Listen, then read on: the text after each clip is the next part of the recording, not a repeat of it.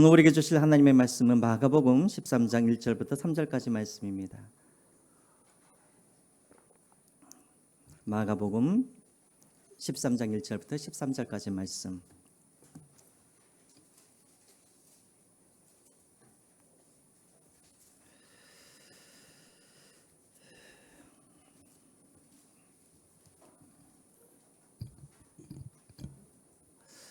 우리 한 절씩 교독하겠습니다. 예수께서 성전에서 나가실 때 제자 중 하나가 이르되 선생님이여 보소서 이 돌들이 어떠하며 이 건물들이 어떠하니이까. 그래서 이르시되 내가 이 건물을 보느냐 돌 하나도 남김없지 않냐고 다 무너뜨리라 하시니라. 예수께서 감난산에서 성전을 마주 대하여 앉으셨을 때 베드로와 야고보와 요한과 안드레가 조용히 묻되 우리에게 이르소서 어느 때 이런 일이 있겠사오며 이 모든 일이 이루어질 때 할 때 무슨 징조가 있사오리까. 예수께서 이르시되 너희가 사람의 미혹을 받지 않도록 주의하라. 많은 사람이 내 이름으로 와서 이르되 내가 그이라 하여 많은 사람을 미혹하리라. 난리와 난리의 소문을 들을 때에 두려워하지 말라. 이런 일이 있어야 하되 아직 끝은 아니니라. 민족이 민족을 나라가 나라를 대적하여 일어나겠고 곳곳에 진진이 있으며 기근이 있으리니 이는 재난의 시작이니라. 너희는 스스로 조심하라. 사람들이 너희를 공회에 넘겨주겠고 너희를 회당에서 매절하겠으며 나로 말미암아 너희가 권력자들과 임금들 앞에 서리니 이는 그들에게 증거가 되려 함이라. 또 복음이 먼저 만국에 전파되어야 할 것이니라. 사람들이 너희를 끌어다가 넘겨줄 때 무슨 말을 할까 미리 염려하지 말고 무엇이든지 그때 너희에게 주시는 그 말을 하라. 말하는 이는 너희가 아니요 성령이시니라. 현재 내가 형제를 아버지가 자식을 죽는 데에 내주며 자식들이 부모를 대적하여 죽게 하리라. 같이 읽겠습니다. 또 너희가 내 이름으로 말미암아 모든 사람에게 미움을 받을 것이나 끝까지 견디는 자는 구원을 받으리라. 아멘. 말씀을 전하기 전에 여러분들에게 퀴즈를 하나 내겠습니다. 아주 어려운 건데요. 맞추시면은 뭘 드리나 이따가 간식 2개를 드리겠습니다. 제 고난으로. 자, 23시 58분 20초. 자, 23시 58분 20초. 이 시간은 어떤 시간을 의미하는 걸까요? 네? 종말. 시계 누가 말씀하시죠? 우리 문 집사님. 이따 2개. 여러분 혹시 그 이야기 들어보셨어요? 지구 종말 시계라는 말 들어보셨어요? 우리 한번 그림 한번 보여주시겠어요? 20세기 초기에 여러분들이 잘 알고 있는 아인슈타인이 시카고 대학에 있는 과학자들과 함께 이제 시계 하나를 만듭니다. 이게 바로 이제 지구 종말 시계라는 건데요. 이 자정을 가리키게 되어지면, 그러니까 24시가 되어지면 이제 인류가 종말할 것이다라는 것을 가정하에 이제 시계를 만들게 됩니다. 근데 지금 이제 기준이 무엇이냐면 이제 핵 전쟁이 언제 일어날 것인가 그 가능성들, 그 다음에 이제 지구 그 기후 변화. 자, 이런 것들을 이제 과학자들이 연구를 하고 또 정치적인 사항들도 연구를 해서 이제 인류의 멸망이 얼마나 남았는가를 이제 계산해서 이제 시계로 그렇게 표시를 하죠. 자, 그래서 얼마 전에 이제 발표가 되었는데요. 이제 인류의 시간이 지금 몇 시를 가리키고 있냐면 여러분 저기 보이시죠? 몇 시를 가리키고 있습니까? 23시 보이시죠? 23시 58분 20초를 가리키고 있어요. 자, 그렇다면 이제 인류의 종말이 몇 시간이나 남았습니까?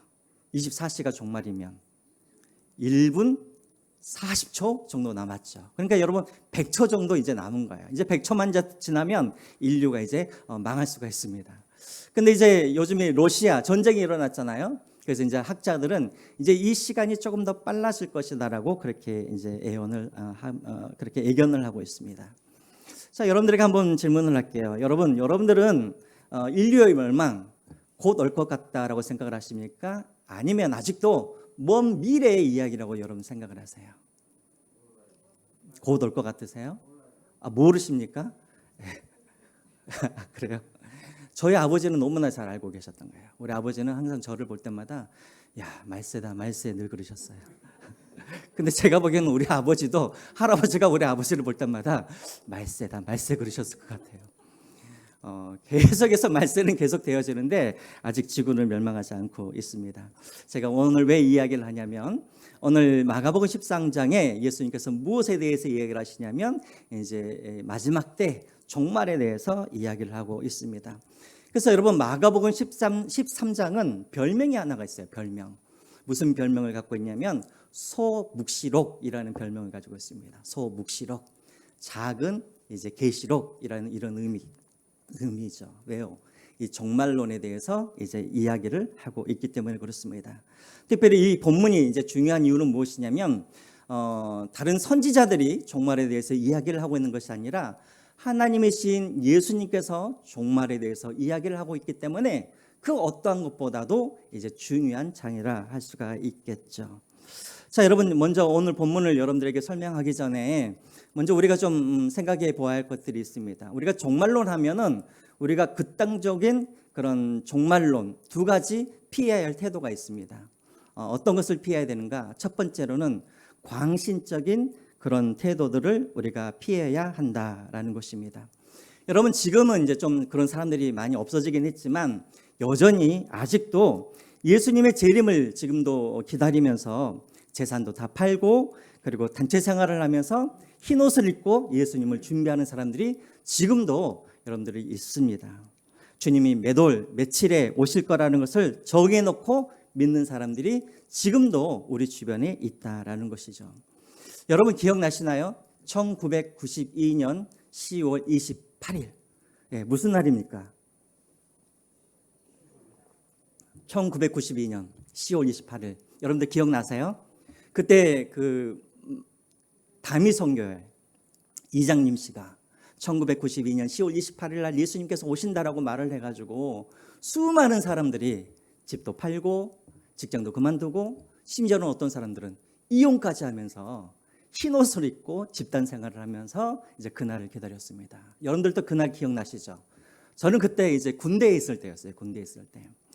그때 이제 제가 예수님을 믿었을 때였는데 이장님 씨의 말도 안 돼라고 생각을 했지만 막상 10월 28일이 되니까 갑자기 제 마음속에 걱정이 오는 거예요. 그래서 내가 구원을 받았나 안 받았나 걱정도 하면서 아침부터 하나님 앞에 회개를 하고 그날 저녁에 이제 품속에 성경책을 끼고 이제 그때 방송을 했어요. 중계를 해줬어요. MBC에서 기억나시죠? MBC에서 중계까지 하면서 진짜 이제 휴거를 하나하나 중계를 했습니다. 다행인지 불행인지 모르겠지만 예수님께서 이장님 씨를 찾아와서 내가 다음에 오겠다라고 말씀하시고 예수님께서 안 오셨죠.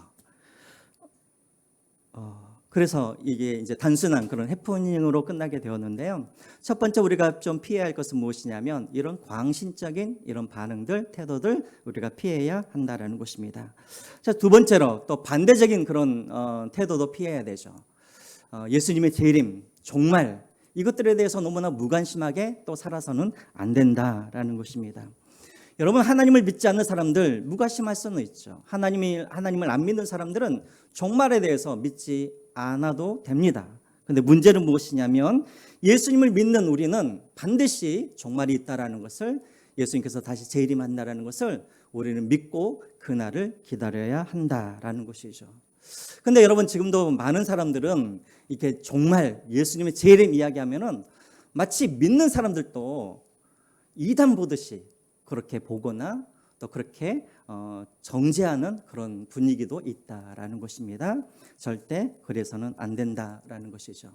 그래서 여러분 우리가 이제 종말론, 이게 종말에 대해서 우리가 생각을 할 때 우리 그리스도인들은 항상 두 가지 것들을 항상 먼저 생각을 할 수 있어야 됩니다. 첫 번째는 무엇을 생각해야 되냐면 예수님이 재림하실 때 그 시와 그 때를 우리는 알 수 있다 모른다 우리는 알 수 없다라는 것을 우리는 먼저 알아야 한다라는 것이죠. 먼저 말씀을 한번 찾아보겠습니다. 여러분 마가복음 13장 32절을 한번 찾아보겠습니다. 마가복음 13장 32절 한번 보여주시죠. 네, 같이 한번 읽어보겠습니다. 시작. 그러나 그날과 그때는 아무도 모르나니 하늘에 있는 천사들도 아들도 모르고 아버지만 아시느니라. 사도행전 1장 7절 말씀입니다. 그 다음 거 한번 보여주시겠어요? 사도행전 7절 말씀 시작. 이르시되 때와 시기는 아버지께서 자기의 고난에 두셨으니 너희가 알 바가 아니요. 우리들이 알 바가 아니라는 말 무슨 말입니까? 너희들의 고난이 없다, 너희들은 알 필요가 없다라는 거예요. 심지어는 누구도 모르냐면 예수 그리스도 성자 하나님도 이 때를 알 수가 없습니다. 그래서 우리가 잘 알고 있는 사도 바울도 이 때와 시기를 알지 못했기 때문에 늘 어떤 마음으로 살아갔습니까? 곧 재림이 임박할 것이다라는 그런 믿음을 가지고 사도 바울도 늘 그런 인생을 그렇게 살아갔었던 것이죠. 예수님께서는 분명히 말씀하십니다. 이 시와 때는 아무도 알 수 없다. 자, 이렇게 말을 하면 포기를 해야 되는데 꼭 하지 말라고 하면은 하는 사람들이 있죠. 하나님의 예수님께서 언제 이 땅에 다시 재림하실지 그 시와 때를 계산을 해가지고 그래서 그 재림을 기다리면서 신앙생활을 하는 사람들이 있습니다.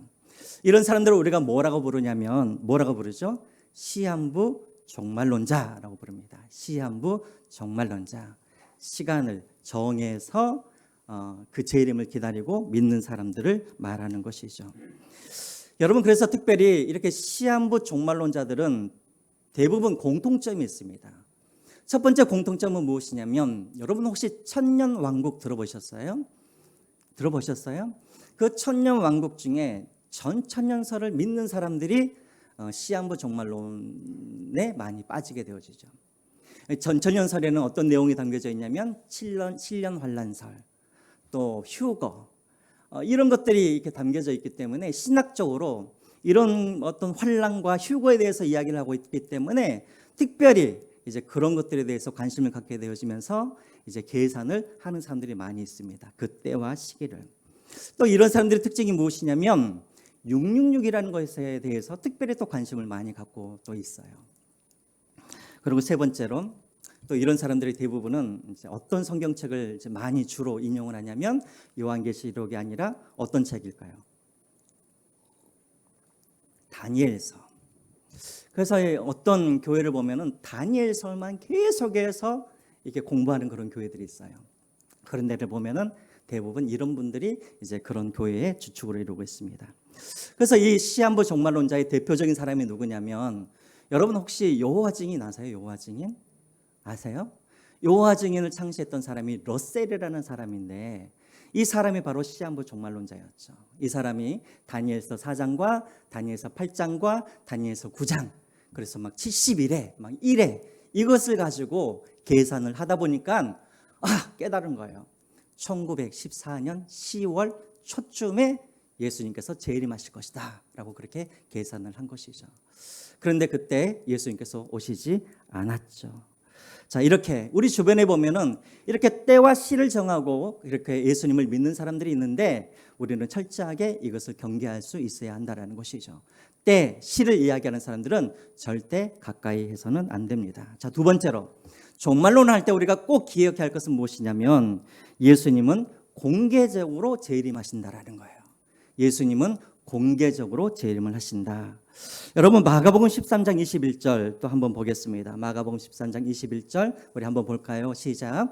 그때 어떤 사람이 너에게 말하되 보라 그리스도가 여기 있다 보라 저기 있다 하여도 믿지 말라. 26절입니다. 26절 시작. 그때에 인자가 구름을 타고 큰 권능과 영광으로 오는 것을 사람들이 보리라.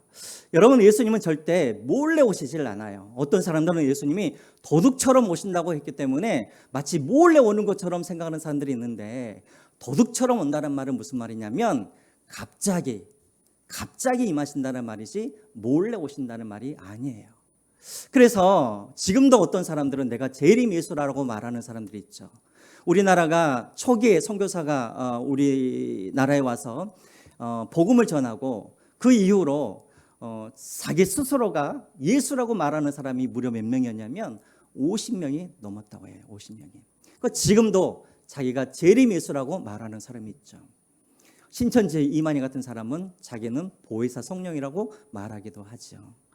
여러분 예수님은 절대 몰래 오시지 않는다라는 거예요.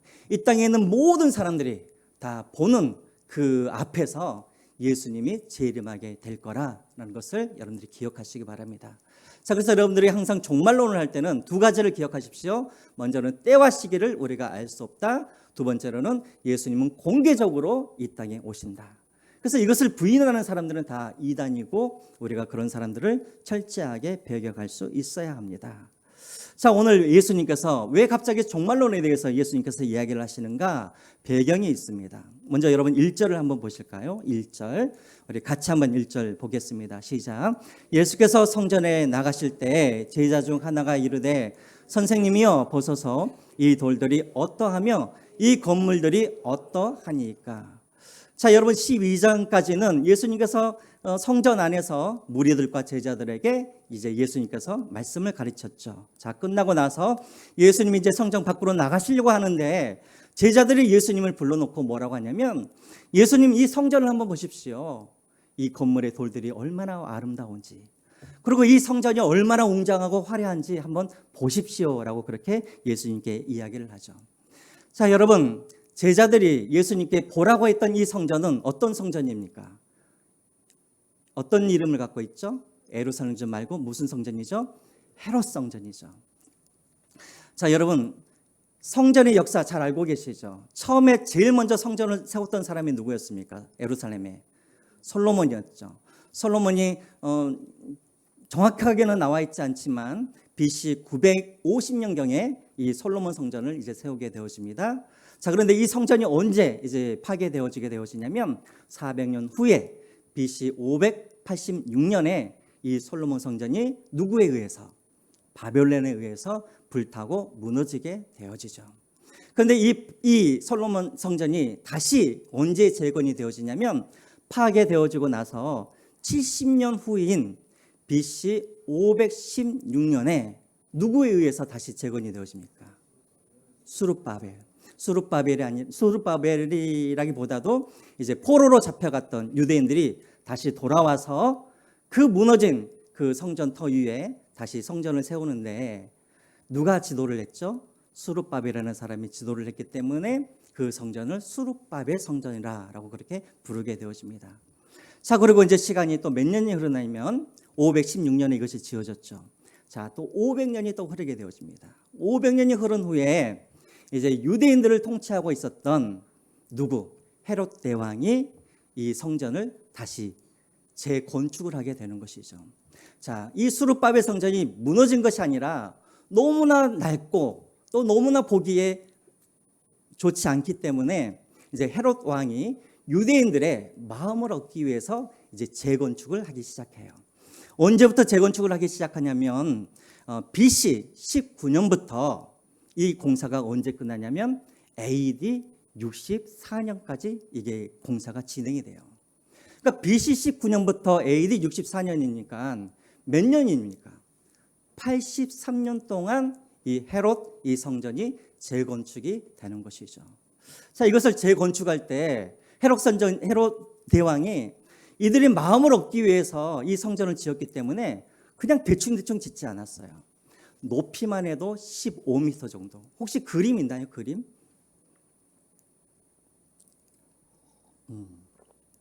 자, 이렇게 생겼어요. 높이만 해도 15m 정도 돼요. 그리고 그 규모가 어느 정도냐면 헤롯 성전은 예루살렘이라는 도시가 있잖아요. 그 도시의 6분의 1이 헤롯 성전이었어요. 그러니까 헤롯 성전 건물이 6분의 1이 아니라 이방인의 뜰까지 다 해서 6분의 1이 바로 이 헤롯 성전이었다라는 것이죠. 그리고 돌 하나의 무게가 어느 정도였냐면 2톤에서 5톤 정도 될 정도로 아주 큰 돌로 대리석으로 그렇게 지어졌다라는 것입니다. 그래서 갈릴리라는 촌동네에서 왔던 이 제자들이 그 화려한 웅장한 그 성전을 보면서 예수님 보십시오. 이 성전이 얼마나 웅장하고 화려하고 아름다운지 한번 보라고 이제 예수님께서 제자들이 말을 하게 되어지죠. 자, 그때 예수님께서 2절에 뭐라고 하십니까? 이 성전이 어떻게 될 것이라고요? 무너지게 될 것이라고.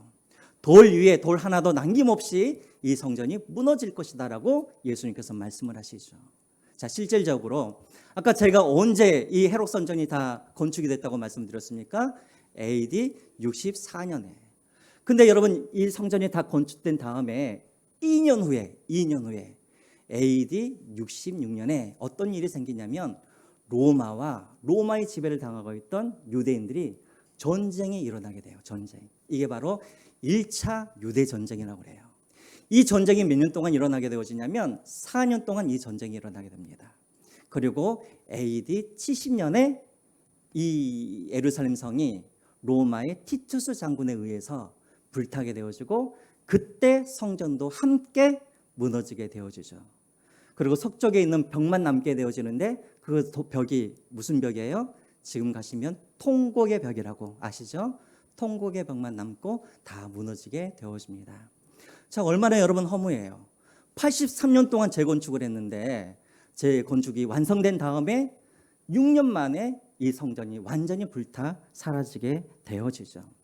그런데 단순히 우리 예수님께서 이 성전이 무너질 거라는 의미는 지금 보이는 이 헤롯 성전이 파괴될 것이라는 것만 애원하는 것이 아니라 당시 유대인들의 그런 생각 속에는 어떤 의미가 담겨져 있냐면 이 예루살렘 성전이 무너지는 그날이 어떤 날이냐면 바로 여호와의 날 마지막의 때라고 이 유대인들은 생각하고 있었다라는 것이죠. 자, 그래서 예수님께서 이렇게 말씀을 마치시고 제자들과 함께 이제 성전에 나와서 자리를 어디로 옮기게 되어지냐면 감난산으로 자리를 옮기게 되어집니다. 그래서 이제 3절부터 13절까지 마지막까지는 13장은 감난산에서 이제 이야기가 이루어져요. 감난산에서 이제 자리를 옮긴 다음에 3절에 제자들이 예수님께 묻습니다. 예수님, 어느 때에 이런 일이 일어나겠습니까? 자, 이 말은 언제 성전이 무너지고 언제 이 세상에 마지막이 오겠습니까? 라는 이런 의미인 것이죠.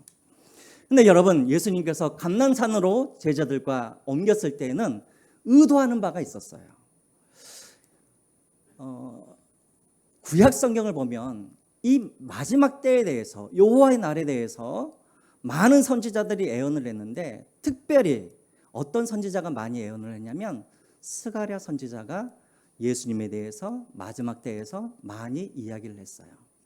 근데 여러분 스가랴서 14장 4절에 보면은 스가랴서 14장이 바로 인류의 마지막 때에 대한 예언을 하고 있는데 특별히 스가랴 14장 4절에 보면은 거기에 어떤 장소가 나오냐면 감난산이라는 그 장소가 나와요.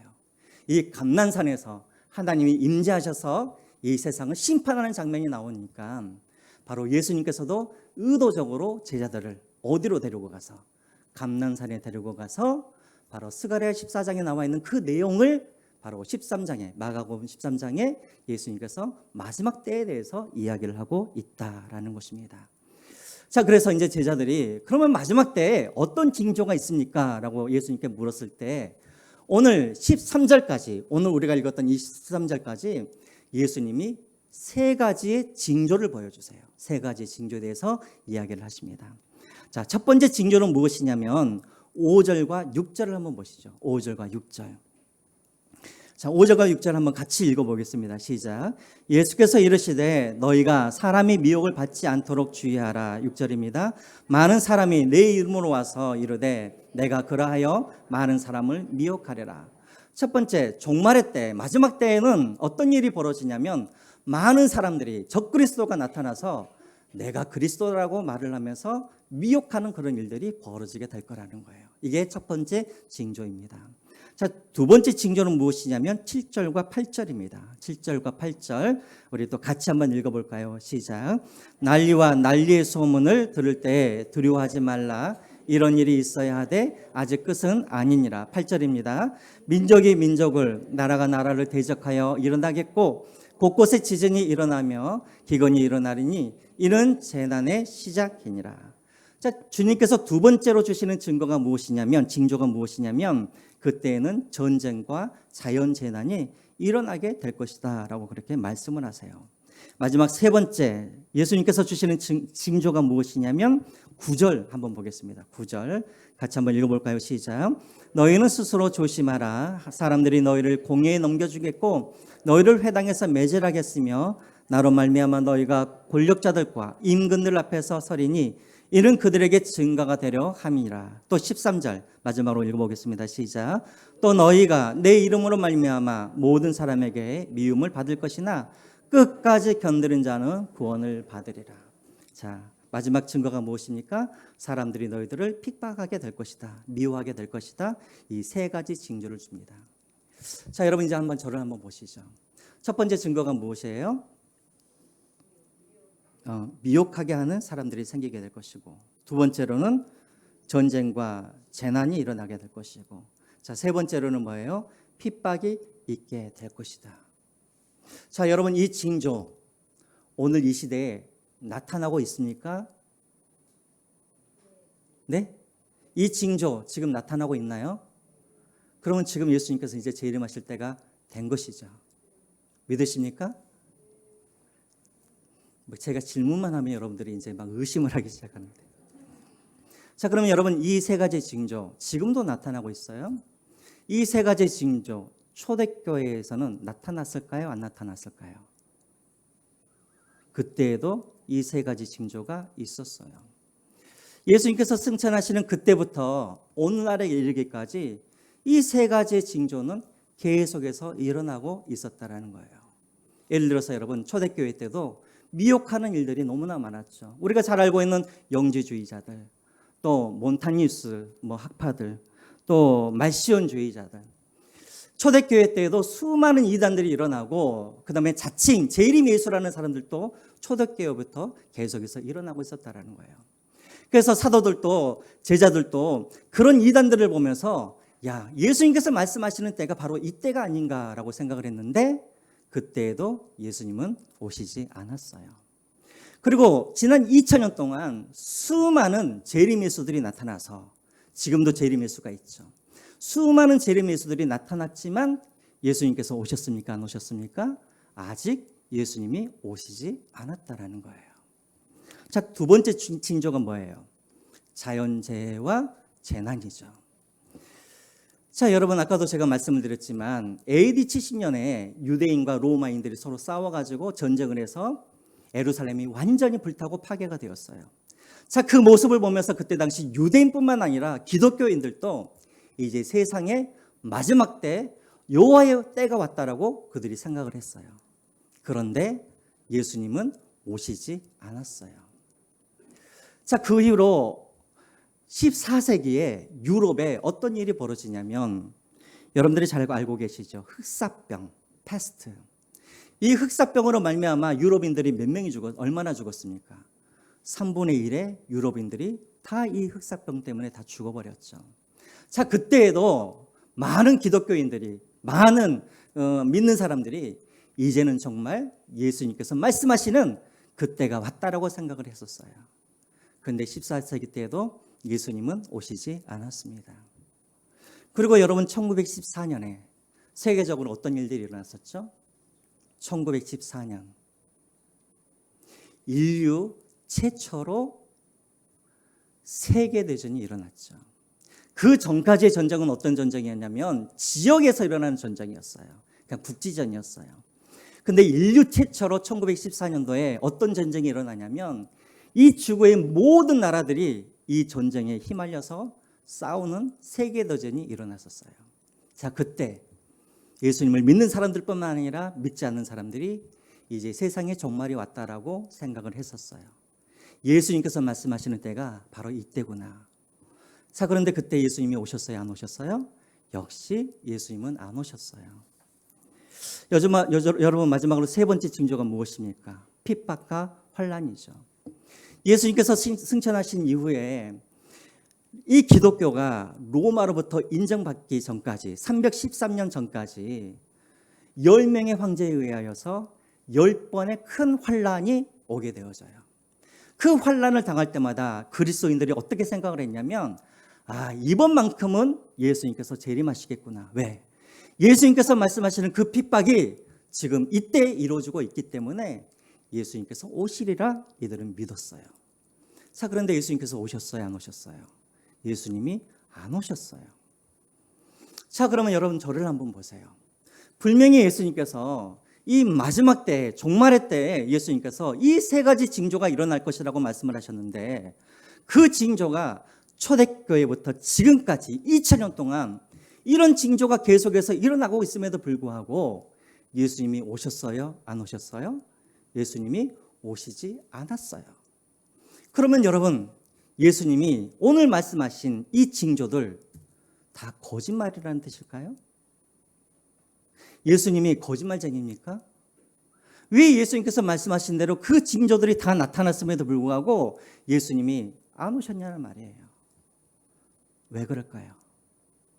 여기에서 이제 우리가 고쳐야 할 것이 있어요. 뭐냐면 이 종말이라는 이 의미를 우리가 알아야 된다는 거예요. 지금 예수님께서 말씀하시는 이 마지막 때라는 것은 어떤 것을 말하냐면 예수님께서 승천하실 때 뭐라 그랬죠? 너희가 보는 그대로 내가 다시 오겠다라고 말씀하시고 승천을 하셨죠. 그리고 나서 예수님께서 다시 오실 그날, 예수님께서 승천하신 이후로 예수님께서 다시 오시겠다고 하는 그날, 이 기간이 어떤 날이냐면 바로 종말이라는 거예요. 무슨 말인지 아시겠어요? 우리가 종말하면 우리는 항상 예수님께서 다시 오실 그 어떤 시점에 대해서 우리가 종말이라고 생각을 하지만 예수님께서 말씀하시는 종말은 무엇이냐면 예수님께서 승천하신 이후부터 그리고 예수님께서 다시 오실 그날까지 이 중간에 이 기간을 다 뭐라고 말씀하시냐면 종말이라고 그렇게 말씀하고 있다라는 것이죠. 그래서 여러분 오늘 이 13장의 이 세 가지 징조는 종말의 때, 마지막 때의 징조인데 이것은 어떤 의미냐면 예수 그리스도가 오실 때까지 모든 믿는 그리스도인들이 다 당해야 할, 또 만나야 될 그런 재앙이고 그런 재난이고 그런 징조라는 것입니다. 무슨 말인지 아시겠죠? 자, 그래서 오늘 나와 있는 이 징조는 마지막 때 어떤 시점에서 일어날 그 말을 이야기하고 있는 것이 아니라 예수님께서 다시 오시는 그날까지 승천하신 그 이후부터 계속해서 일어날 일들에 대해서 말씀하고 있다라는 거예요. 그래서 과거에도 이 세 가지 징조는 일어났었고 오늘날에도 이 세 가지 징조는 계속해서 일어날 것이며 앞으로 예수님께서 오시기 그날까지 우리 다음 세대들도 우리 자녀들도 이 세 가지의 징조가 계속해서 일어나게 될 거라는 거예요. 그래서 여러분 우리가 러시아에서 전쟁이 터졌네? 이제 정말 주님께서 오시려나?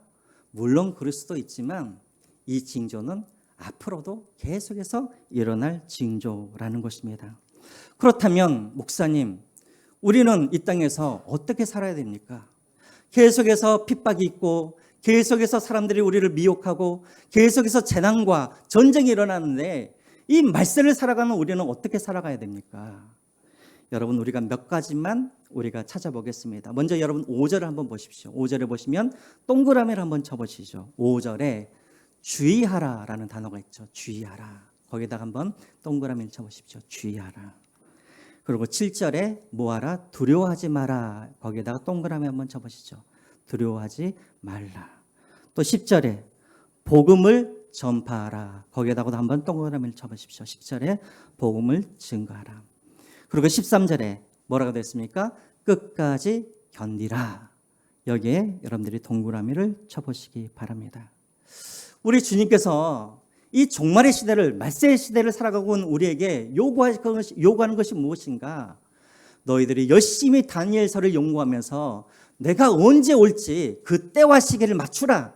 이런 데에 너희들이 힘을 쏟아라. 이게 아니에요. 주님께서 우리에게 원하시는 것은 무엇이냐면 내가 올 때까지 주의하고 두려워하지 말고 복음을 전파하면서 끝까지 견디기를 원하시는 것. 이것이 바로 종말의 시대를 살아가는 우리에게 주시는 메시지라는 것입니다. 여러분 여기서 주의하다라는 말, 헬라어로는 블레포라는 단어를 사용하고 있는데 이 말은 무슨 말이냐면 눈을 뜨다라는 뜻입니다. 주의하라는 말은 눈을 뜨다. 영어로는 see, 보다라는 그런 뜻을 가지고 있어요. 다시 말하면 주님이 오실 때까지 너희들은 눈을 감지 말고 계속해서 부릅 눈을 뜨고 살아가라는 거예요. 무슨 말이냐면 영적인 분별력을 가지고 살아가라는 것입니다. 제자들처럼 화려하고 웅장한 것에 속지 말고 또 제자들처럼 보이는 것만 보지 말고 또 먹음직하고 보함직한 것을 속지 말고 믿음의 눈을 뜨고 영적인 눈을 가지고 영적인 분별력을 가지고 눈을 뜨고 그렇게 살아가라는 것입니다. 두 번째로 두려워하지 말아라. 코로나가 왔다고 해서 두려워하지 말고 또 러시아가 혹시라도 핵무기를 터뜨리면 어떻게 될까 두려워하지 말고 믿음의 확신을 갖고 우리는 영생이 있지 않습니까? 그렇죠? 여러분 영생을 믿습니까? 여러분들의 주님의 자녀이심을 믿습니까? 여러분 천국이 여러분의 것임을 믿으십니까? 그러면 두려워하지 말고 혹여라도 핵전쟁이 일어나면 그게 무슨 대수입니까? 우리는 이미 천국을 소유하였고 영생을 소유하였고 우리는 하나님의 자녀이기 때문에 너희들이 전쟁의 소식에 우왕좌왕하지 말고 흔들리지 말고 두려워하지 말고 살아가라라는 것입니다. 마지막 세 번째로 너희들은 복음을 전파하면서 끝까지 견디어내라는 것입니다. 비록 핍박이 있을지라도 환난이 있을지라도 너희들이 포기하지 말고 복음을 전파하는 이 일을 하면서 주님이 오시는 그날까지 너희들이 기다리라라는 것이죠. 여러분 베드로후서 3장 9절을 한번 보겠습니다. 우리가 너무나 잘 알고 있는 말씀이죠. 베드로후서 3장 9절 말씀 같이 한번 읽어볼까요? 시작. 주의 약속은 어떤 이들이 더디다고 생각하는 것 같이 더딘 것이 아니라 오직 주께서 너희를 대하여 오래 참으사 아무도 멸망하지 아니하고 다 회개하기에 이르기를 원하시느니라. 주님께서 왜 2000년이 지났음에도 불구하고 이 세 가지 증거가 계속해서 나타나고 있음에도 불구하고 왜 예수님께서 오시지 아니하시는가? 왜 그렇습니까? 예수님께서 하나님께서 구원하기로 예정한 사람들을 다 추수할 때까지 예수님은 기다리고 계신다라는 것이죠. 그러하기 때문에 우리는 두려워하면서 가만히 있으면서 기다릴 것이 아니라 그 하나님께서 예정하신 그 사람들에게 복음을 증거하고 추수하면서 우리는 그 날을 앞당기면서 우리가 기다려야 한다라는 것입니다. 여러분 이것이 바로 우리를 향하신 하나님의 뜻인 거예요.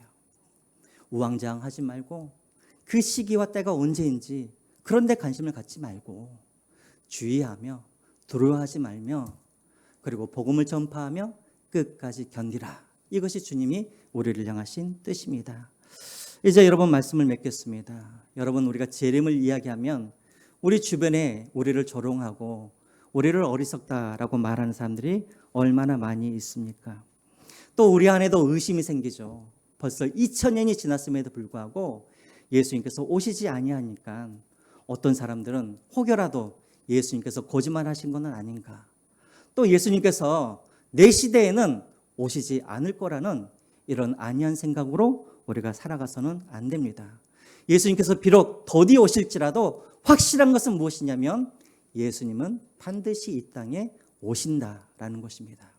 그러므로 여러분들은 다시 오실 그 예수님 도둑처럼 여러분들이 갑자기 맞이하지 마시고 지혜로운 다섯 처녀처럼 주의하며 두려워하지 아니하며 복음을 전파하며 끝까지 포기하지 아니하고 그 주님을 믿음으로 기다리면서 준비하면서 주님의 재림을 맞이할 수 있는 여러분들이 되시기를 주님의 이름으로 부탁드립니다. 우리 찬양하면서